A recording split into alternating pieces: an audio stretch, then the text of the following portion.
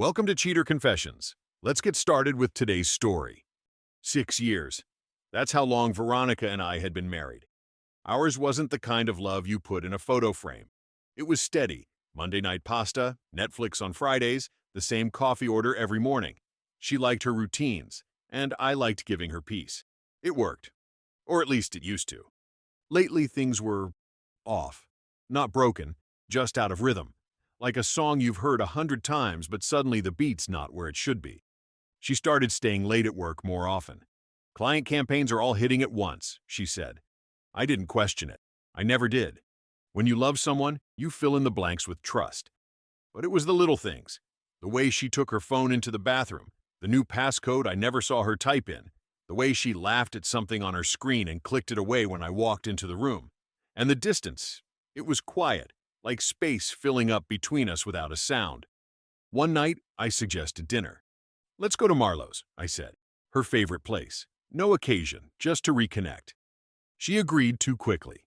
When we sat down, she looked tired, but her lipstick was fresh. Her smile didn't touch her eyes. She picked at her food and checked her phone twice before the appetizer even landed. So, I said, breaking the silence, what's been keeping you so busy lately? She blinked. Just work. You know how Q4 is. I nodded. I didn't push. I never needed to. People always tell you who they are. Eventually. Halfway through the meal, her hand went under the table again. Screen glow lit her wrist for a second. She tilted it just enough for me to catch a name. Ethan, my younger brother. The light disappeared as fast as it came. She didn't know I saw it. I didn't say anything. Not yet. But right there, cutting into a piece of salmon I couldn't taste, I knew the story I thought we were living wasn't the real one anymore. We were sitting by the window at Marlowe's, the place where we celebrated our 3rd anniversary. That night, we'd laughed over wine and slow danced in the parking lot with no music. Now Veronica sat across from me, sipping sparkling water and checking her phone like she was expecting someone else to show up. The server brought our entrees. I watched her scroll through something under the table, thumb twitching fast. Her body was here, but her focus was somewhere else. I was done pretending not to see it. Then her wrist lit up again. This time, I didn't even need to lean. The message preview glowed just long enough. Last night was insane. I can't stop thinking about you. There was a heart emoji at the end. The sender was still Ethan. She flicked her wrist down fast, but not fast enough. Her eyes darted to mine, checking to see if I saw it. I met her stare and held it. She forced a weak smile. Sorry, that was a client. The new product rollout's a mess. Yeah? I said calmly. Late-night texts with heart emojis from clients now? She went pale for half a second, then laughed. Too hard. No, I mean, that wasn't meant for me. Wrong number, I think. Wrong number. Sure. I chewed a bite of steak I didn't want and nodded slowly. No big deal, I said, wiping my mouth with the napkin. Let's just enjoy dinner. She looked relieved, like she thought I bought it. I let her have the illusion. We didn't talk much after that. She commented on the decor, complimented the wine, asked me if I wanted to catch a movie this weekend. I smiled, gave short answers. She didn't notice I wasn't in the room anymore. On the drive home, she hummed along to the radio, like everything was fine. I kept one hand on the wheel and the other in my lap, fingers tapping the same rhythm I used to use when I was solving equations in college. She didn't know it yet, but the math had started, and I was already subtracting her. 3 nights passed after the dinner at Marlowe's. Veronica acted like nothing had happened. She laughed louder, touched my arm more, cooked breakfast twice. Little overcorrections meant to look natural. I watched all of it the way you watch someone wiping fingerprints off a window they think you can't see through. On the 3rd morning, she was in the kitchen making coffee, hair in a loose bun, wearing my old college hoodie. She looked almost like the woman I married. Almost. I walked in and closed the fridge door a little harder than necessary. She jumped. You okay? She asked. I didn't answer right away. I grabbed a mug, set it on the counter, and looked at her directly. Anything you want to tell me about Ethan? Her hand shook. The spoon clattered against the sink. What do you mean? She whispered. You heard me. She swallowed hard. Robert, please don't start with... I'm not starting anything, I said calmly. I'm giving you one chance to tell me the truth. The room went dead still. She stared at the floor for a long moment, breathing fast, trying to invent a soft version of the truth. But there wasn't one. Finally, she said it. She lifted her head, eyes wet, voice barely steady. "I slept with your brother last night." I nodded once. No shock, no raised voice, just a quiet confirmation of something I already knew. She waited for the explosion, the yelling, the questions, the drama. Instead, I opened the cabinet, took out another mug and said, "Congratulations." Her face twisted, like she couldn't decide whether to cry or scream. That's all you have to say?" she stammered. "Pretty much," I said. "You wanted honesty, right? There it is." "Robert, please, this isn't fair. I was confused. Ethan was just—" "Don't," I cut in. "Don't reduce it. Don't explain it. Don't try to make it smaller than it is." She reached out like she wanted to grab my arm. I stepped back. "I made a mistake," she whispered. "You made a choice," I corrected. "A very specific one." Then I walked past her, down the hallway, and closed the bedroom door behind me. She knocked once. I didn't answer. And that was the last night I slept in that house. By sunrise, I was gone. I didn't leave a note. I didn't slam a door. I didn't even take much. Just a weekend bag, my laptop, and the keys to the Jeep. Veronica was still asleep when I pulled out of the driveway. The air outside felt sharp, like it had something to say. I didn't go far. A temporary rental on the edge of the city, furnished, anonymous, month to month. I wired some money from our joint account into a private one I'd opened quietly 2 months earlier. A backup plan I didn't think I'd ever use. Turned out I was smarter than I gave myself credit for. My phone blew up by noon. First, Veronica. "Where are you? We need to talk. Please come home." Then Ethan. "Can we talk, man?" It wasn't supposed to happen like that. I didn't reply to either of them. I deleted Ethan's texts without reading most of them. Blocked his number. Family or not, you don't come back from what he did. Veronica sent voice notes. Long ones. Apologies. Explanations. Promises. I listened to one. That was enough.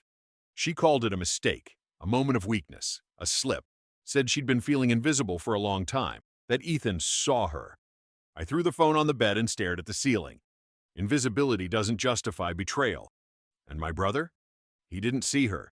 He saw an opening. The next day, I called in a personal leave at work. Said I needed time. No questions were asked. My boss had seen the tired in my eyes for weeks. I moved in silence. No social media, no mutual friends, no explanations. I didn't need closure. I needed distance. For the first time in a long time, I didn't have to answer to anyone. No text pings during dinner. No fake smiles over breakfast.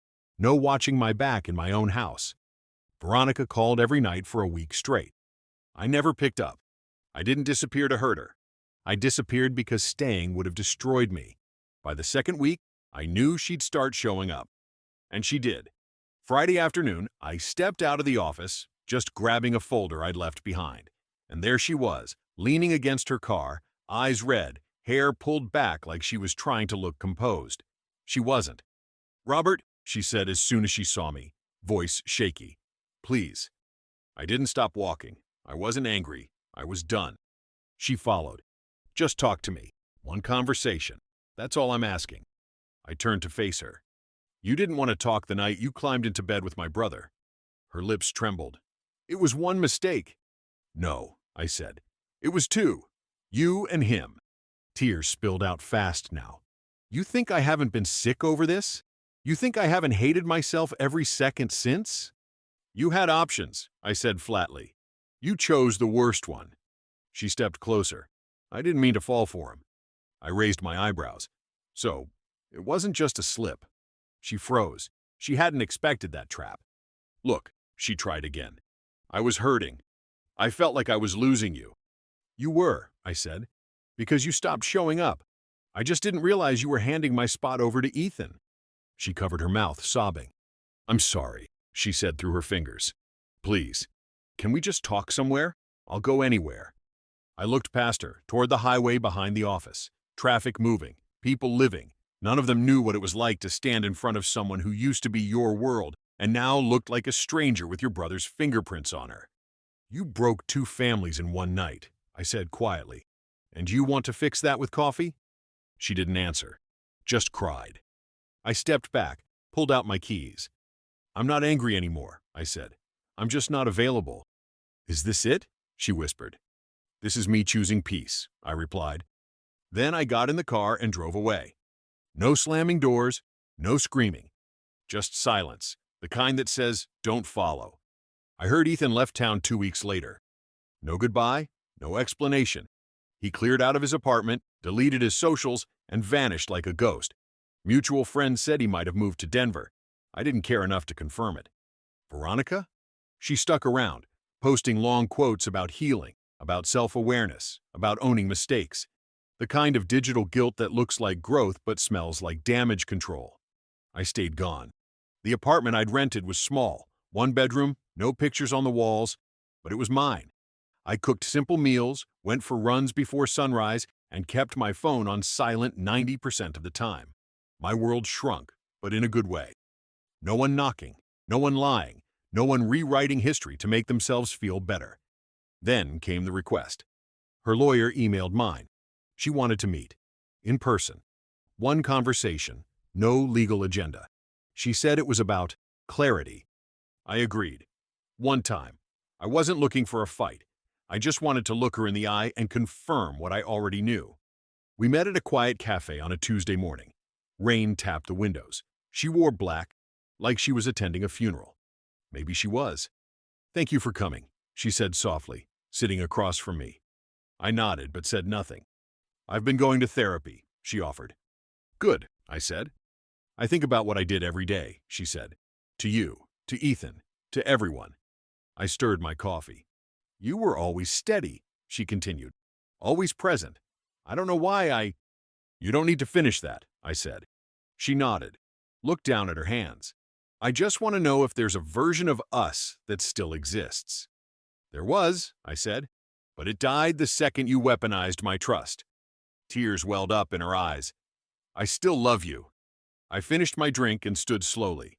I didn't vanish to punish you, I said. I vanished to protect what was left of me.